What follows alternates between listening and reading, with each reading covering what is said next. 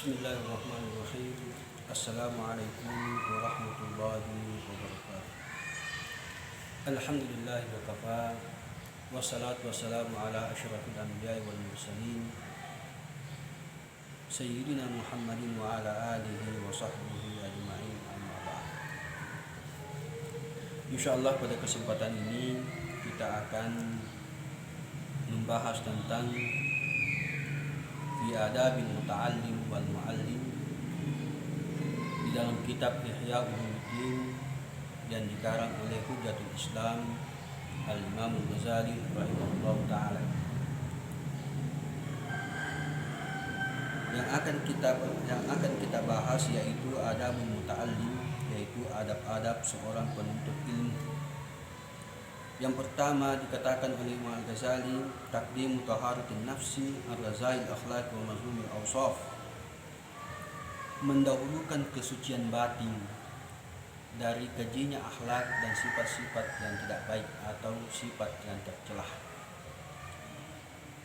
Di sini Imam Al-Ghazali rahimahullah taala ingin mengatakan bahwa sesuatu yang paling utama di dalam menuntut ilmu itu adalah mensucikan batin kita, ya, menghilangkan akhlak-akhlak yang tidak baik, mulai daripada hawa nafsu, ya, hawa nafsu yang berlebihan, sifat dengki, sifat marah dan sebagainya, ya, atau urusan-urusan duniawi yang akan menghalangi daripada cahaya ilmu itu masuk ke dalam hati kita.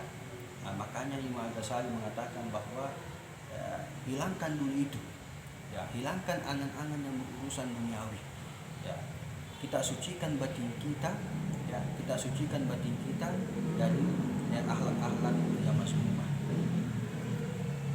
Karena ilmu ini, kata Imam Al-Ghazali, adalah ibadatul qalbi wa salatus sir wa qurbatul batin ila Allah ta'ala. Ya, dikatakan bahwa ilmu itu merupakan ibadah hati, bahkan dikatakan sebagai salat rahasia, wa qurbatul batin, pendekatan jiwa batin kita kepada Allah Subhanahu wa taala, kata Imam Ghazali. Wa kama la tasihhu shalah, ya, illa bi tathhir zahir anil ahdas wal akhbas. Begitu juga perumpamaannya salat.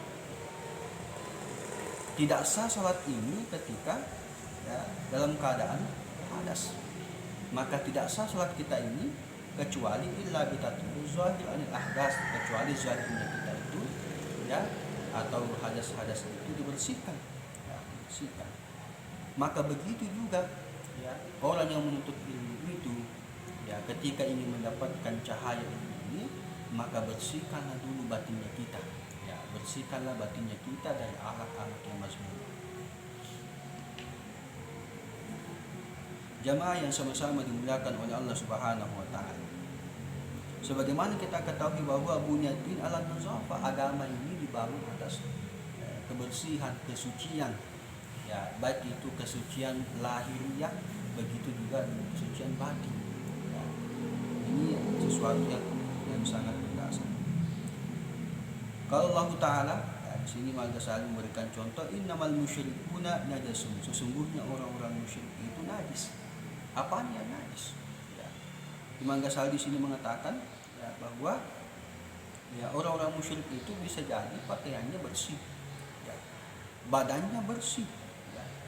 Bukan itu yang dimaksud Allah Subhanahu wa taala di dalam Al-Qur'an. Tetapi yang dimaksudkan Allah itu adalah walakinnahu najisul jauhar, jauharnya yang najis, batinnya yang najis, ya. Mengingkari Allah Subhanahu wa taala, mengingkari apa yang telah diturunkan Rasulullah sallallahu alaihi wasallam, itu yang najis, akhlaknya yang najis, ya, batinnya yang najis. Lalu kemudian dikatakan di sini wan najasatu ibaratu an ma yutanab wa yutlab al-bu'd minhu wa khabaisu sifatul batin aham min ijtinab. Najis, ya, secara zahir itu sesuatu yang kita hindari, sesuatu yang kita jauhi. Ya, maka di sini Imam Ghazali mengatakan bahwa justru kotoran hati itu, kotoran batin itu yang malah lebih utama untuk kita hindari. Ya, ini sesuatu yang sangat penting yang perlu kita garis bawahi. Nah, karena kenapa? Ya, itu akan membawa kebinasaan. Ketika orang yang berilmu itu melakukan sebuah kerusakan lebih bahaya, ya lebih berdampak buruk dibandingkan orang bodoh yang tidak berilmu itu melakukan sesuatu. Nah, ini apa namanya maksud daripada pernyataan Imam Ghazali. Contoh lagi yang kedua, la tadkhulul malaikatu baitan fihi kalbu. Malaikat tidak masuk di satu rumah yang di dalamnya ada anjing. Ya, maka di sini Imam Al-Ghazali ingin mengambil sebuah tamsil walaupun bukan itu sebenarnya maknanya secara zahir. Di sini Imam Al-Ghazali ingin memberikan sebuah tamsil atau perumpamaan wal qalbu baitun huwa manzilul malaika. Ya, hati itu diibaratkan seperti rumah dan rumah itu adalah tempat malaikat. Ya. Kenapa Imam Ghazali mengatakan demikian? Kenapa Imam Ghazali mengatakan demikian?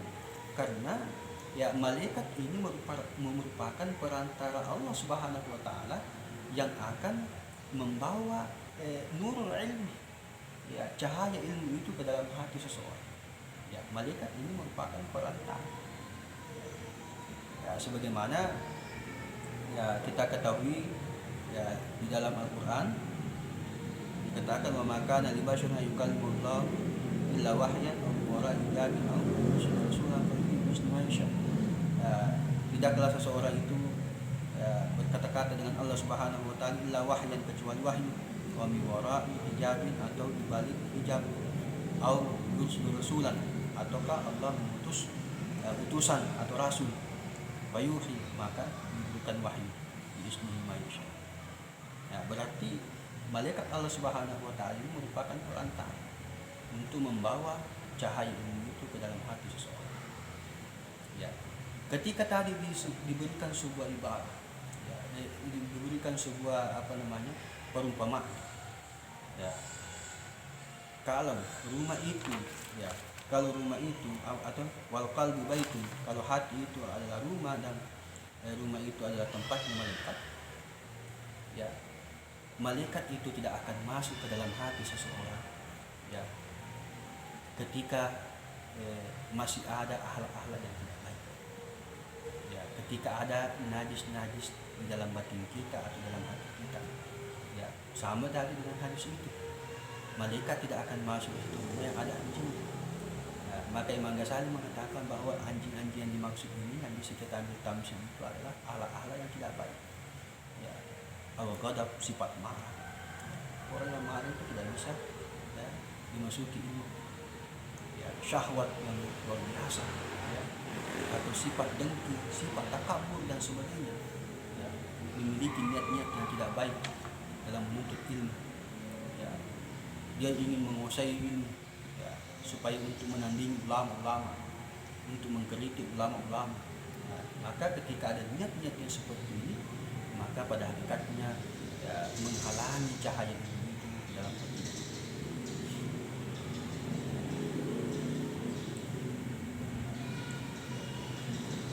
Kemudian selanjutnya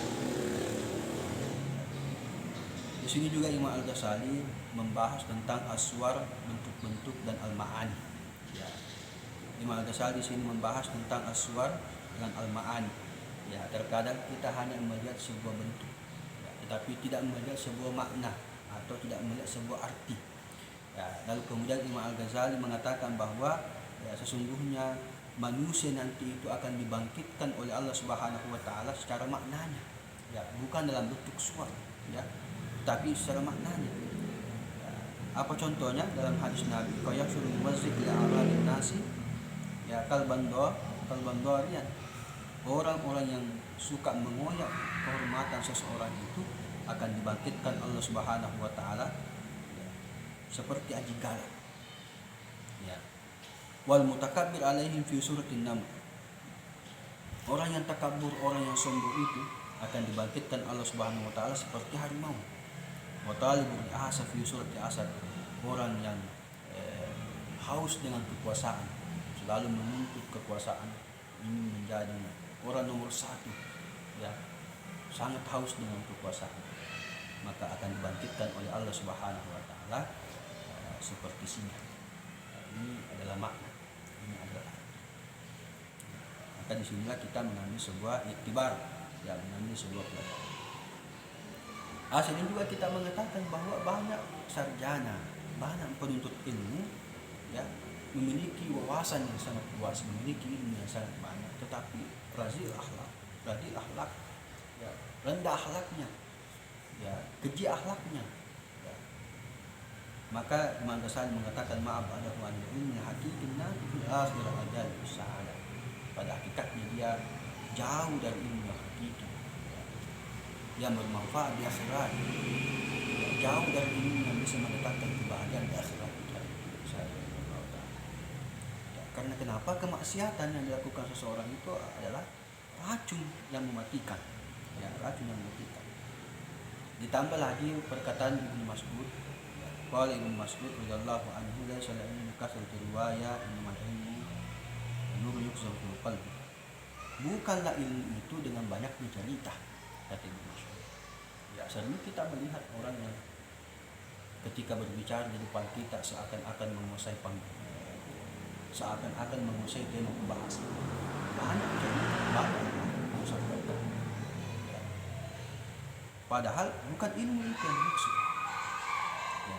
Innamal ilmu nurun yuksal fil qalbi, tapi hakikat daripada ilmu itu adalah, ya, cahaya yang dicurahkan Allah Subhanahu wa taala dalam hati seseorang. Ya. Seperti apa ilmu itu? Innamal ilmu al-khasyah. Sesungguhnya ilmu itu adalah ilmu yang mendatangkan khasyatullah, takut kita kepada Allah Subhanahu wa taala. Ketika ada seseorang yang semakin banyak ilmunya, semakin tinggi sekolahnya, ya, tetapi malah menjauh dari Allah Subhanahu wa taala, malah melanggar daripada perintah Allah Subhanahu wa taala, melaksanakan kemaksiatan, berarti bukanlah bukan ilmu dari Allah Subhanahu wa taala. Karena Allah mengatakan innama yakhsyallaha min ibadihi al-ulama. Sesungguhnya yang takut kepada Allah di antara hamba-Ku adalah ulama. Ya, ulama itu adalah orang yang memiliki banyak ilmu. Ya. Yang banyak ilmunya itu adalah, ya, ilmu-ilmu yang mendatangkan khasyatullah, ya, takut kepada Allah Subhanahu wa taala. Saya kira ini saja barangkali. Mudah-mudahan ada manfaatnya. Insyaallah kita akan melanjutkan pembahasan kita, yaitu adab seorang muta'allim, orang menuntut ilmu itu, yaitu mengurangi hubungan dan kesibukan kita terhadap urusan-urusan duniawi. Insyaallah dari kesempatan diberikan umur yang panjang oleh Allah Subhanahu wa taala. Demikianlah hadanallahu wa iyyakum ajmain. Assalamualaikum warahmatullahi wabarakatuh.